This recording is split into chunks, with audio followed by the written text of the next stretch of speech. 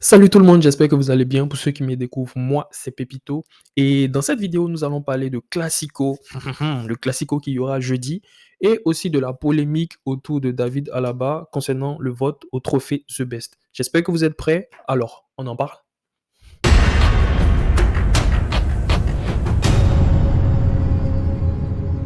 Oui les gars, c'est Classico jeudi soir. Tic-tac. Alors, demi-finale de Coupe du Roi aller, le Real et le Barça s'affrontent. C'était pas arrivé depuis 2018. La dernière fois que c'est arrivé, ça a été à l'avantage du Barça. Cette saison, quand surtout ces derniers jours, quand tu regardes du côté du Real, tu vois que le Real est dans une, on va dire, plutôt bonne dynamique, même si le dernier match contre l'Atlético a été un peu décevant. Le Real aurait pu perdre ce match. Heureusement qu'ils ont égalisé à la toute fin.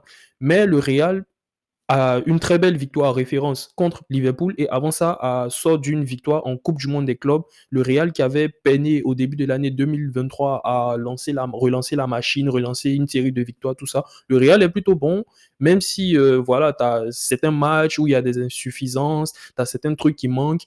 Mais du côté du Real, je pense que ça va mieux, les choses s'améliorent, même s'il y a la polémique qu'il y a eu ces derniers jours sur laquelle je vais revenir un peu plus tard. Il y a beaucoup de choses à dire sur cette polémique-là. Et du côté du Barça, tu as déjà des absences. Voilà, parce que je pense que c'est important de commencer par là. Tu as Pedri qui ne sera pas là. Tu as Lewandowski, tu as Dembélé, tu as Ansu Fati. 4 joueurs, même si Ansu Fati, on va dire qu'il n'est pas vraiment titulaire, mais les 3 premiers joueurs que j'ai cités, ils sont très importants dans le système de Xavi. Et tu as le Barça aussi, qui est dans une période assez délicate, pour pas dire compliquée, pour pas dire difficile, mais c'est une période assez délicate. Le Barça qui s'est fait éliminer par Manchester United en Ligue Europa et qui, dans la même semaine, a perdu contre Almeria. Alors, Almeria, cette défaite-là, franchement, personne ne s'attendait à ça. C'est une défaite qui a beaucoup surpris. Vous verrez quand j'ai fait la vidéo précédente dessus, après du match nul entre le Real et l'Atlético, direct dans ma tête, c'est le Barça sera à 10 points du Real. Alors, tout le monde s'attendait à cette victoire. Ça n'a pas été le cas. Xavi, il a encore, je sais pas, eu le syndrome à la Guardiola, vouloir faire des changements qu'il ne faut pas nécessairement faire. Il a mis Eric Garcia. Eric Garcia, franchement, moi, Eric Garcia, j'ai toujours eu cette idée-là et je vais la maintenir. Eric Garcia, c'est pas un joueur qu'il faut mettre dans une équipe qui joue le titre. Guardiola, il n'est pas idiot. Guardiola, il sait pourquoi il a laissé partir Eric Garcia.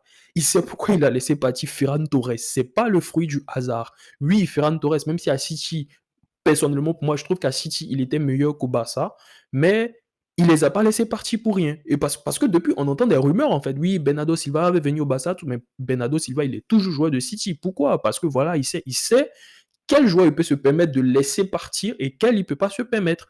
Du coup, un mec comme Eric Garcia, je pense que Xavi, il va pas encore nous inventer un truc. Il va mettre ses titulaires habituels. Et voilà, je pense que le match sera plutôt serré. C'est un classico, même si du côté du Barça, il y a des absences, c'est compliqué. Et tant mieux, parce que ce match-là, le Real ne doit pas perdre. Le Real ne peut pas se permettre de perdre. En fait, le Barça est dans une période difficile. Ils se sont fait éliminer en Ligue Europa. Ils ont perdu. Ils avaient la possibilité de mettre 10 points entre eux et le Real. Ils l'ont pas saisi. Là, il faut leur mettre un gros coup. Là, il faut les sortir de la Coupe du Roi. Il faut les sortir de la Coupe du Roi. Il faut les abattre, en fait. Ils sont dans une période difficile. Le Barça, c'est pas une équipe qui a un mental solide, en fait. Il faut taper fort actuellement, les gars. Du coup, moi, je vais pas du tout tolérer une défaite du Real, un match nul ou quoi. Et je veux pas aussi une victoire sur les scores de 2-1, 1-0, 3-2. Non, non, non, non. Parce que il y a une chose qui fait un peu rager pour nous les supporters du Real, tu vois. Quand le Barça gagne contre le Real, mais c'est des scores de malade, les gars. On se fait humilier. On se fait prendre des 4-0. Le 4-0 de la saison dernière, moi, je ne l'ai pas encore digéré. Hein.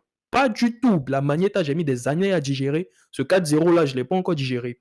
Mais on se prend des 4-0, des 3-1, des je sais pas quoi, tout ça. Alors que quand le Real gagne 2-1, 3-2, 1-0, limite le score ne reflète pas la physionomie du match. Et ça, c'est un peu rageant.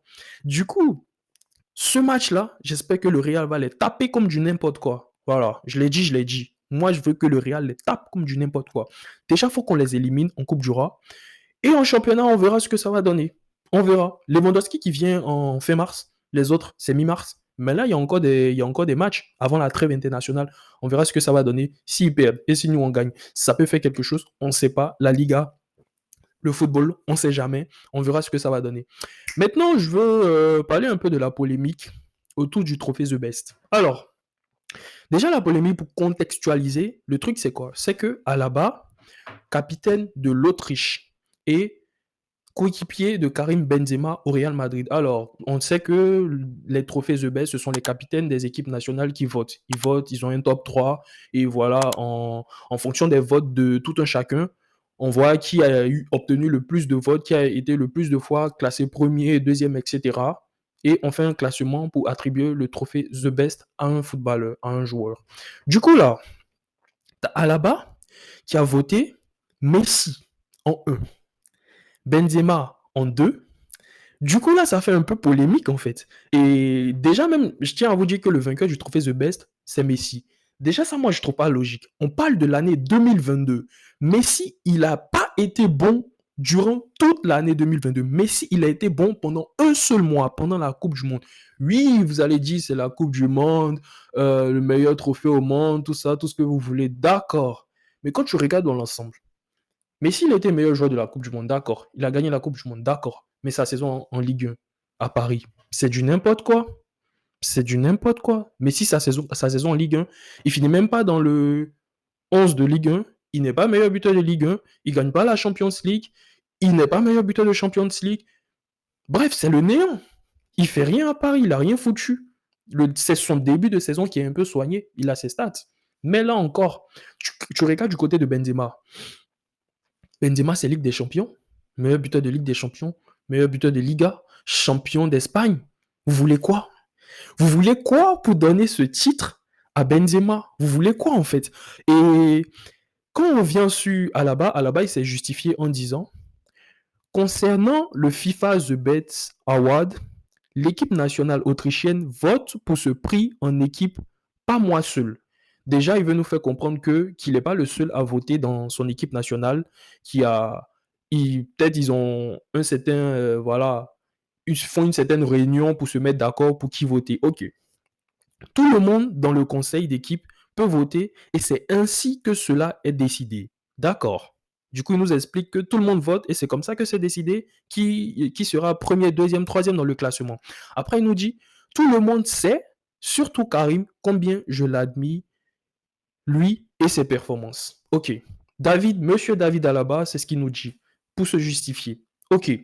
Du coup, moi, je ne peux pas croire qu'au Portugal, quelqu'un viendra dire à Ronaldo qui votait.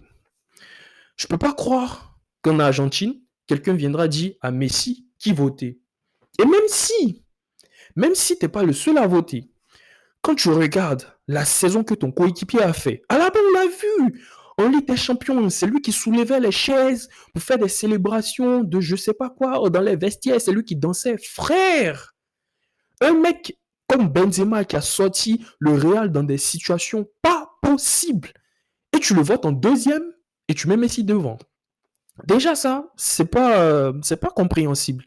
Et après, oui, je revenais sur ce que je disais. Ronaldo, c'est pas quelqu'un qui lui dit qui voter. Messi, c'est pas quelqu'un qui lui dit qui voter. Et même si c'était le cas, moi, je sais que j'ai mon coéquipier qui a fait de très bonnes performances. Matin, midi, soir. Le soleil se couche à l'est, à l'ouest, au nord, où est-ce que vous voulez. Je vous dis, c'est mon coéquipier qui a été le meilleur, c'est lui le numéro 1, c'est moi le capitaine, point final. Je pense qu'à là-bas, soit il n'a pas été ferme, soit il avait un doute. Parce que dans ce genre de situation, c'est quand tu as un doute que voilà, parce que tu es le coéquipier de Benzema, tu sais mieux que personne dans l'effectif de l'Autriche qu'est-ce qu'il a vraiment fait cette saison. Du coup, si d'autres mecs te disent non, moi je trouve que c'est Messi, et toi tu trouves que c'est Benzema, et t'es le capitaine. Du coup, tu es celui dont la voix porte le plus. Mais là, déjà, il a voté Messi en numéro 1. Ça va faire polémique à Madrid. Ça fait polémique. Ça fait polémique à Madrid. Actuellement, il est blessé. Il va revenir. On attend de voir ce qu'il va dire. Benzema qui a fait une story. Benzema, lui, réagit à chaud. Franchement, il me fume, ce mec. Il n'est pas dans les trucs non, machin, tout ça. Et voilà. Et même, en fait, Le trophée The Best, c'est devenu du n'importe quoi. C'est devenu du n'importe quoi. Déjà même, il y a un manque d'objectivité. Il y a un gros manque d'objectivité. Chacun vote qui veut, chacun vote qui l'apprécie le plus, tout ça, etc. Qui vous voulez. Déjà, quand vous regardez le vote de Messi, Messi, il a voté au 1 Neymar. Neymar au 1. Seriously. Après Mbappé 2 et Benzema en 3. En gros, il nous dit. En fait, Messi, déjà, quand je regarde son vote, ce que je reçois de là, un, il a valorisé son pote. Deux, il a valorisé Mbappé qui a fait une très belle Coupe du Monde. Du coup, il a mis la Coupe du Monde avant tout une saison complète, une année civile 2022. Et il a mis Benzema en 3. Du coup, déjà, lui, son vote, c'est pas objectif. Mais limite, t'as l'impression qu'il s'en fout. Il a fait un truc vite fait, bam, il a bougé, il a pas. C'est incroyable, c'est incroyable, c'est vraiment du n'importe quoi. C'est vraiment du n'importe quoi. Et moi, ça me choque pas, en fait. Ça me choque pas. Et déjà, même, le combe avec Alaba, pour le meilleur joueur, tu as l'impression qu'il a beaucoup plus valorisé la Coupe du Monde. Du coup, il a mis Messi au 1, d'accord. Mais pour le meilleur entraîneur, il a mis Ancelotti. Vous voyez pas qu'il y a, il y a quelque chose qui va pas, en fait. Tu as valorisé la Coupe du Monde, tu as mis Messi. Bah, continue à valoriser la Coupe du Monde. Mais Scaloni, tranquille. De toute façon, Scaloni, c'est lui qui a gagné le trophée de meilleur entraîneur. Du coup, continue sur cette lancée-là. Mais non, monsieur Alaba nous met Ancelotti au 1 concernant les entraîneurs, mais il nous met Benzema au 2 concernant les joueurs.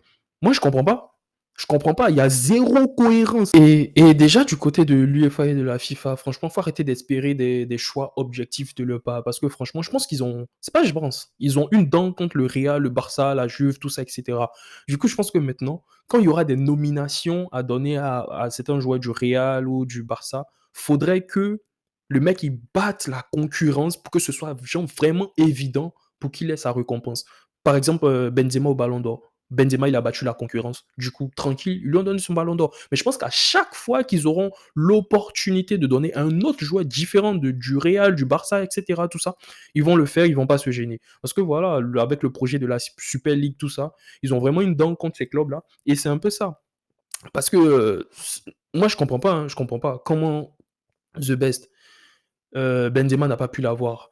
Comment Vinicius, oh les gars, c'est bon, je pense que je vais m'arrêter là parce que là, je vais jamais finir la vidéo. Mais vous aurez compris que je trouve qu'il y a certains titres qui auraient pu quand même être attribués à certains joueurs du Real. Peut-être le trophée The Best. Messi, oui, pourquoi pas, mais quand tu regardes l'ensemble de l'année 2022 de Messi, elle n'est pas meilleure que celle de Benzema, pas du tout. Oui, il y a la Coupe du Monde. Peut-être que c'est la Coupe du Monde qui sauve, mais la Coupe du Monde, c'est quoi? C'est un mois, c'est pas toute une année. Du coup, il y a ça aussi à voir. Mais franchement, je pense qu'il faut essayer d'être le plus objectif possible quand on donne ces récompenses-là. Parce que voilà, même quand vous regardez le vote de Messi, c'est du n'importe quoi. Vous regardez, je suis sûr aussi qu'il y a d'autres joueurs, qui ont un peu d'autres capitaines de sélection, quoi, qui ont fait aussi du n'importe quoi. C'est voilà, c'est déplorable, c'est dommage. Aujourd'hui, tu as l'impression que dans le football, ça récompense pas vraiment les mérites d'un joueur. Ça récompense, oui, euh, celui avec qui j'ai beaucoup plus d'affinité, celui que j'apprécie plus, celui où c'est un tel, tout ça. Arrêtez, arrêtez. Autant ne plus donner des titres et voilà, on s'arrête là, basta, finito, chacun fait sa route et voilà, quoi. Du coup, c'est un peu ça, vous aurez compris que je suis pas vraiment satisfait de cette remise de trophée. Et pour le classique aussi, on attend de voir ce que ça va donner. J'espère que le Real, ils vont pas nous faire du n'importe quoi encore. Et je compte sur vous pour cliquer sur le pouce en l'air. Merci d'avoir regardé la vidéo. N'hésitez surtout pas à vous abonner, à partager et à liker. À très bientôt pour la prochaine pépite. Ciao.